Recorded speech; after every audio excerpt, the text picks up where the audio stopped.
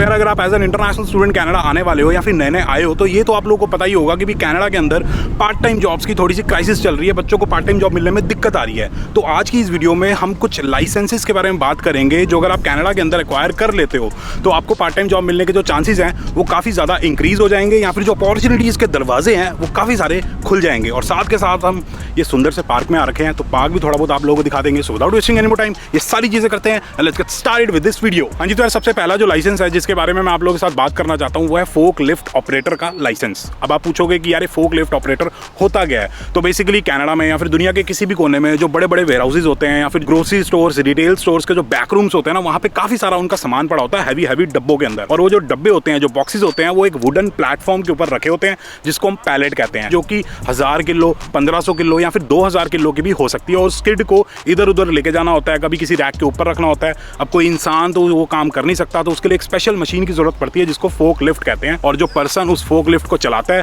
उसको कहते हैं फोक लिफ्ट ऑपरेटर। अब ये जो मशीन है इसको चलाना काफी रिस्की काम है, काफी रिस्पॉन्सिबिलिटी वाला काम है। अगर वो इतनी हैवी स्किड अगर किसी के ऊपर गिर जाती है तो वो बंदा बचेगा नहीं, ठीक है। तो काफी रिस्की काम होता है, इसलिए इसको चलाने के लिए एक स्पेशल लाइसेंस लेना पड़ता है जिसको हम फोक लिफ्ट ऑपरेटर लाइसेंस कहते हैं ऑब्वियसली। अब बात करते हैं कि भी इसको लाइसेंस को लेने में कितना टाइम लगता है, कितने पैसे लगते हैं और क्या प्रोसेस है। तो बेसिकली यार जो फोक लिफ्ट वाली मशीन होती है ना, बहुत सारे तरीके की होती है, भिन्न भिन्न प्रकार की होती है, लेकिन दो जो सबसे ज्यादा पॉपुलर है, ज्यादातर वेयर हाउसेज और रिटेल स्टोर्स में यूज होती है, वो है काउंटर बैलेंस और रीच वाली मशीन। और इनका लाइसेंस लेने का सिस्टम ये है कि हर एक मशीन का आपको इंडिविजुअल लाइसेंस लेना पड़ता है। वो लेने के लिए आपको सिंपली क्या करना है, आपको गूगल सर्च करना है, for example forklift operator licence in Kitchener. तो आपको बहुत सारी कंपनीज वगैरह दिख जाएंगी गूगल पे। आपको सिंपली वॉक इन करना है, उनके पास जाना है, उनसे पूछना है कि भाई मेरे को लाइसेंस चाहिए, क्या प्राइसिंग है, क्या हिसाब किताब है, क्या प्रोसेस है। वो आपको ट्रेनिंग वगैरह भी प्रोवाइड कर देंगे और जो भी एग्जाम का सिस्टम है वो भी आपका सारा वो सॉल्व कर देंगे। बाकी अगर कॉस्ट की बात करें तो जनरली ऑन एन एवरेज बात करूं तो $150 आपको एक मशीन का लाइसेंस लेने में लगता है। लेकिन काफ़ी सारी कंपनीज जो होती हैं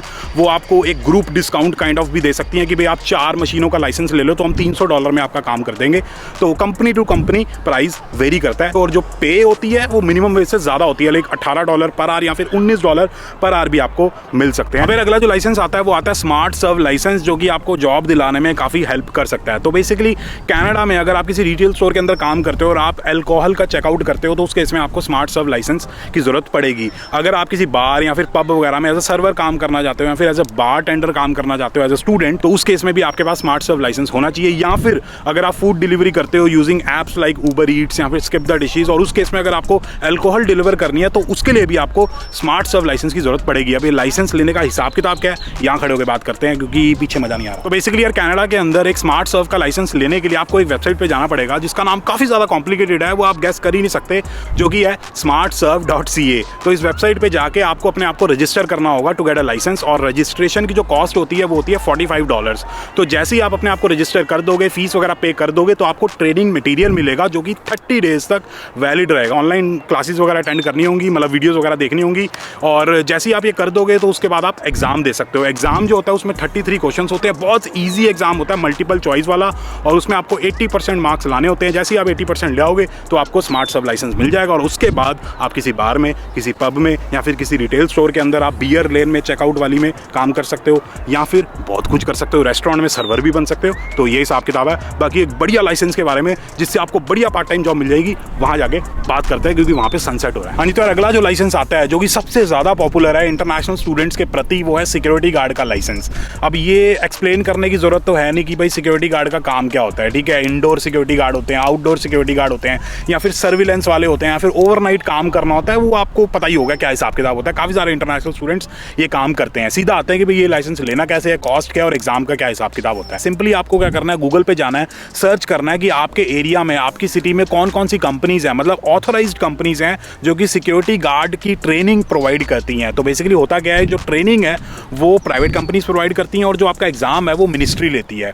अब आपको क्या करना है, उस कंपनी में जाना और बोलना है कि भाई मेरे को सिक्योरिटी गार्ड का लाइसेंस चाहिए, तो वो आपको ट्रेनिंग वगैरह प्रोवाइड करेंगे, कॉस्ट वगैरह बता देंगे। जनरली ऑन एन एवरेज देखें तो $150 से लेकर $250 के आसपास तक की आपकी कॉस्ट होगी, कंपनी टू कंपनी वेरी करती है। और जो ट्रेनिंग होती है यार वो काफी सिंपल होती है, 40 घंटे की होती है, वो बच्चे फटाफट से कर लेते हैं। और उसके साथ साथ आपको CPR की भी ट्रेनिंग दी जाती है, बेसिकली एक फर्स्ट एड की ट्रेनिंग होती है, किसी मरते हुए बंदे को किस तरीके से बचाना है, तो ये सिस्टम होता है। तो ये सारी चीजें आपको सिखाई जाती हैं। जैसे ही आपकी ट्रेनिंग कंप्लीट हो जाती है उसके बाद आपको एक एग्जाम के लिए रजिस्टर करना होता है जिसकी कॉस्ट $75 होती है। जैसे ही आप एग्जाम के लिए रजिस्टर कर दोगे उसके बाद ऑब्वियसली आपको एग्जाम देना होगा, और जो एग्जाम होता है उसके अंदर टोटल 60 क्वेश्चंस आते हैं, जिसमें से आपको 37 क्वेश्चंस को सही तरीके से आंसर करना होता है। मतलब लगा लो हिसाब किताब कितना हो गया, 37/60 × 100, 0 से 0 कट गया। तो बेसिकली आपको 62% या फिर उससे ऊपर मार्क्स लाने होते हैं। जैसे ही आप ले आओगे तो आपका एग्जाम क्लियर हो जाएगा। उसके बाद आपको लाइसेंस लेने के लिए $80 की और फीस देनी पड़ती है। मतलब टोटल आपका खर्चा $350 से $350 के अंदर अंदर हो जाएगा, और फिर आपको आपका सिक्योरिटी गार्ड का लाइसेंस मिल जाएगा, और बिना किसी दिक्कत के आपको सिक्योरिटी की जॉब मिल जाएगी।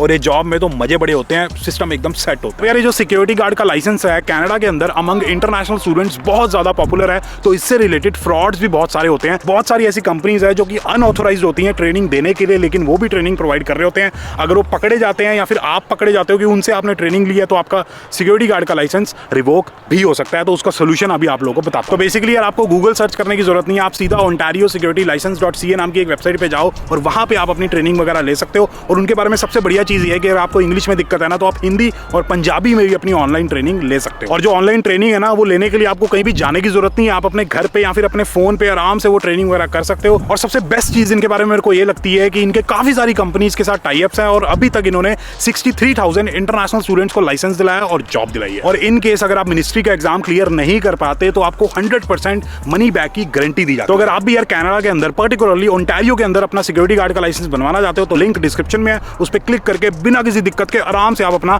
सिक्योरिटी गार्ड का लाइसेंस बनवा सकते हो और अपनी पार्ट टाइम जॉब करना स्टार्ट कर सकते हैं। तो अगला जो अपना लाइसेंस आता है कनाडा के अंदर वो है ड्राइविंग लाइसेंस, जो लेने के बाद आपके काफी सारी अपॉर्चुनिटीज के दरवाजे खुल जाएंगे। तो बेसिकली यार इसके ऊपर मैंने प्रॉपर डिटेल में एक वीडियो बना रखी है। जब जैस्मिन जी ने अपना G2 रोड टेस्ट दिया था, तो वो वीडियो अगर आपने नहीं देखी है तो लिंक मैं डिस्क्रिप्शन में डाल दूंगा, आप जाके चेकआउट कर सकते हो। लेकिन इस वीडियो में शॉर्ट में बता देता हूं कि भाई क्या हिसाब किताब होता है ड्राइविंग लाइसेंस का। तो बेसिकली अगर आप ओंटारियो में एक ड्राइविंग लाइसेंस लेना चाहते हो, बाकी प्रोविंसेस का तो मेरे को नहीं पता, ओंटारियो का हिसाब किताब ये है कि सबसे पहले आपको एक G1 एग्जाम देना होता है। G1 एग्जाम बेसिकली एक नॉलेज टेस्ट होता है, जिसमें आपको 2 तरीके के एग्जाम देने होते हैं। एक होता है रूल्स का टेस्ट, मतलब क्या रूल्स वगैरह होते हैं कनाडा में ड्राइविंग के, और जो दूसरा होता है वो होता है साइंस का टेस्ट, मतलब रोड पे जो बोर्ड वगैरह लगे होते हैं ना, उनसे रिलेटेड टेस्ट होता है। दोनों जो एग्जाम होते हैं वो 20 मार्क्स के होते हैं, और दोनों के अंदर आपको 16 मार्क्स लाने होते हैं पास होने के लिए इंडिविजुअली। जैसे ही आपका एग्जाम क्लियर हो जाता है तो आपको एक G1 लाइसेंस मिल जाता है, जिसको लर्निंग लाइसेंस भी कहते हैं। इसको लेने के बाद आप अपनी कनाडा के अंदर ड्राइविंग वगैरह, मतलब ओंटारियो के अंदर अपनी ड्राइविंग सीख सकते हो, प्रोवाइडेड कि आपके साथ कोई एक्सपीरियंस्ड बंदा फुल लाइसेंस वाला बैठा हुआ है।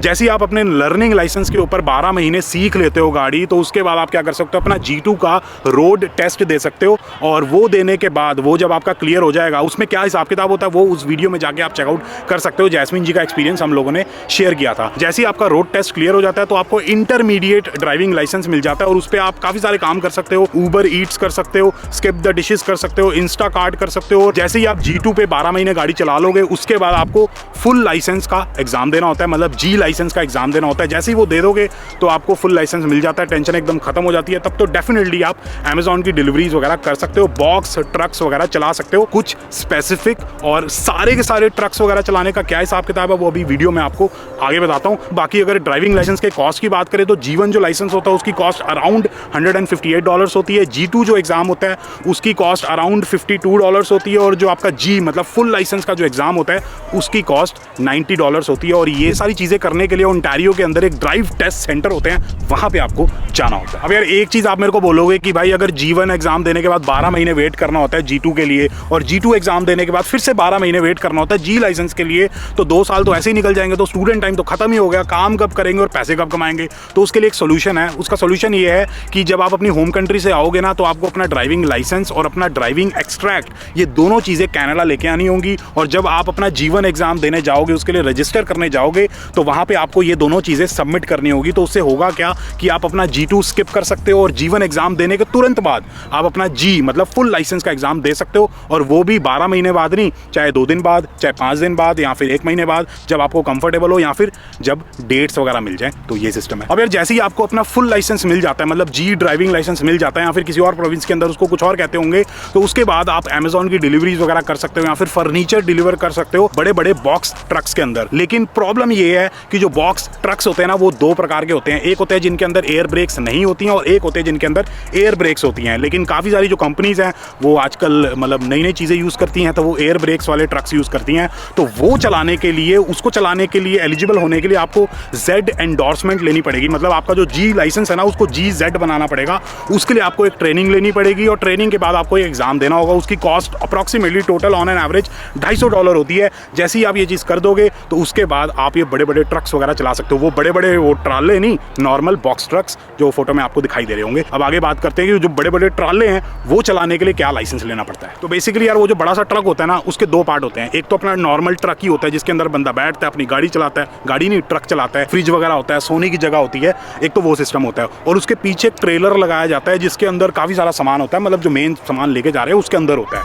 अब अगर इन दोनों चीज़ों का कंबाइंड वेट 4600 kg से ज़्यादा है तो आपको AZ लाइसेंस की ज़रूरत पड़ती है। और अगर इन दोनों का वेट कंबाइंड 11000 kg से ज़्यादा है तो आपको DZ लाइसेंस की ज़रूरत पड़ती है। और अगर इसके कॉस्ट की बात करें तो AZ DZ लाइसेंस की कॉस्ट अप्रॉक्सीमेटली $6000 से लेकर $9000 होती है। डिपेंड करता है कि आप ट्रेनिंग वगैरह कहाँ से लेते हो और साथ के साथ आप कौन सी प्रोविंस में अपना लाइसेंस वगैरह लेते हो। तो ये हिसाब किताब है। और ट्रक से रिलेटेड जो भी मैंने इन्फॉर्मेशन आप लोगों के साथ शेयर की है उसके लिए मैं आप क्रेडिट देना चाहूँगा जसकरण इन कनाडा को। उसका इंस्टाग्राम हैंडल डिस्क्रिप्शन में या स्क्रीन पे भी आ रखा होगा, उनको जाके आप फॉलो कर सकते हो। तो ये हिसाब किताब है। अब यार जितने भी मैंने आप लोगों को लाइसेंसेस वगैरह बताए हैं इनमें से एक दो लाइसेंस लेने के बाद ज़रूरी नहीं है कि आपको फटाफट से जॉब मिल जाएगी। लाइसेंस लेने के बाद भी आपको काफ़ी सारे एफर्ट्स लगाने पड़ेंगे एक पार्ट टाइम जॉब लेने के लिए। 3-4 तरीके हैं वो मैं आप लोगों के साथ शेयर कर देता हूँ। सबसे पहला तरीका तो ये है कि जिस कंपनी से आप अपना लाइसेंस लोगे या फिर अपनी ट्रेनिंग वगैरह लोगे उनसे बात करो कि भाई अब लाइसेंस वगैरह मैंने ले लिया है तो मेरे को जॉब वगैरह का बताओ।